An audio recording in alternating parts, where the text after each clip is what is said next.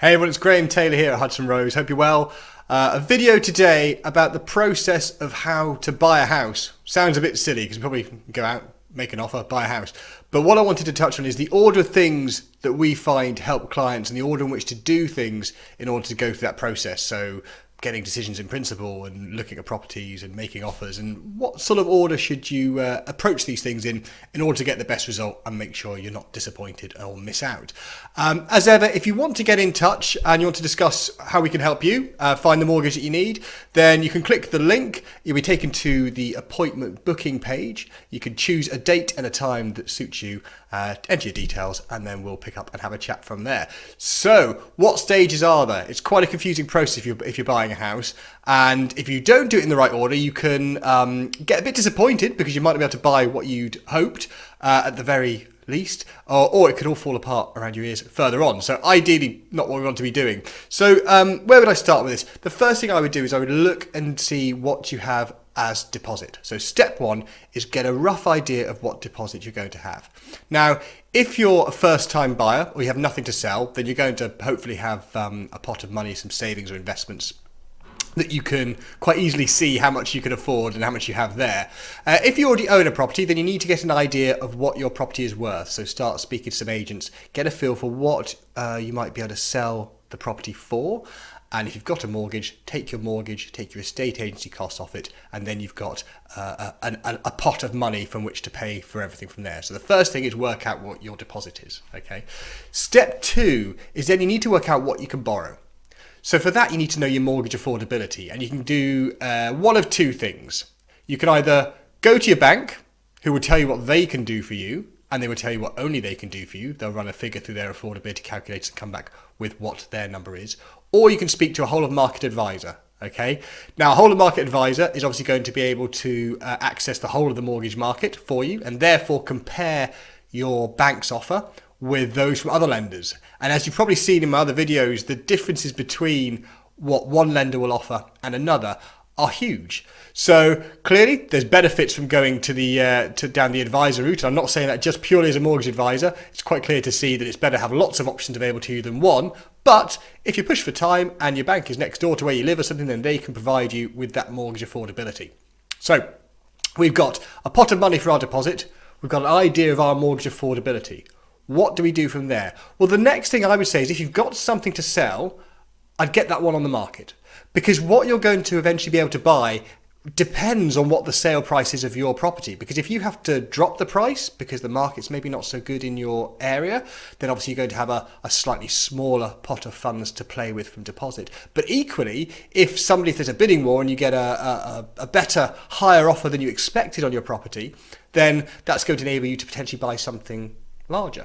So the key thing here is now we know what the deposit is, we need to know what your sale price is. So get your house on the market with the agent of your choosing, and you can go into a whole other thing about the best way to choose an agent, but get a feel for someone you think is going to work for you and get the deal put away with the minimum amount of fuss is always best. You've got to get on with them. Once you've got that and once that's going on the market, it's probably a good idea at that point to get your decision in principle. So if you've spoken to an advisor or your bank already, they may have already done this decision in principle piece. And what that is essentially a credit check based on the information you give them that produces a certificate with a figure of the amount they may be prepared to lend subject to full underwriting. So that's good because that gives you a sort of hard ceiling on what you might be able to borrow based against your income. And I've done videos on mortgage affordability as well. You can check those out if you want a bit more idea about how that works. But that decision in principle then gives you a figure from the mortgage point of view. So you've got a decision in principle, you've got your house on the market. What happens then? Well, you want to wait until you get an offer accepted on your property. So somebody's come in and said, we're good to go, we want to buy your house, we love it, we think it's fantastic, we love what you've done with the bathroom. And then you accept that offer, and you know then you've got a defined, you can work out exactly what your deposit's going to be. Because you've got your decision in principle, you've got your offer on your property, you add the figures together, and then you work out what you can afford to borrow. Now, at this point, you want to rerun your figures a little bit. And I know it sounds like extra effort, but there's a reason for this. Because at the moment, we haven't allowed for things like stamp duty costs. So once we know the total amount we can fund, so the total purchase price from our deposit and our agreement in principle, we then want to make sure, well, what's it going to cost us to move house? Hopefully you've allowed for your estate agency costs, so they've already come out, but you need to look at things like stamp duty, and you can do that on the gov.uk stamp duty calculator. So it's really easy. You put in some assumed figures of what you want to buy at, it then works out how much stamp duty is going to be payable. So I'd run through that that calculation at this point, also with a view on what your solicitor's costs are going to be. Start speaking to legal providers, get an idea for their fees. So what you want to do is end up with a situation where you know what your deposit is, and you can just take off stamp duty, legal fees, and then a miscellaneous valuation fees, and just a few thousand on top of those costs just to make sure that you're covered for that eventuality. Once we know that, well, we've got everything, because we've got the deposit less the costs. We've got the agreement in principle, which says how much you should be able to borrow. So the next thing, and it sounds like you've left it for a long time, is to really start looking at property. You could have been looking at property all the way through this, but the problem is, because we don't know those fixed points of how much you've sold for, you don't really know exactly what you can buy. So it's at this point is when you really seriously hit the market and you start looking at properties.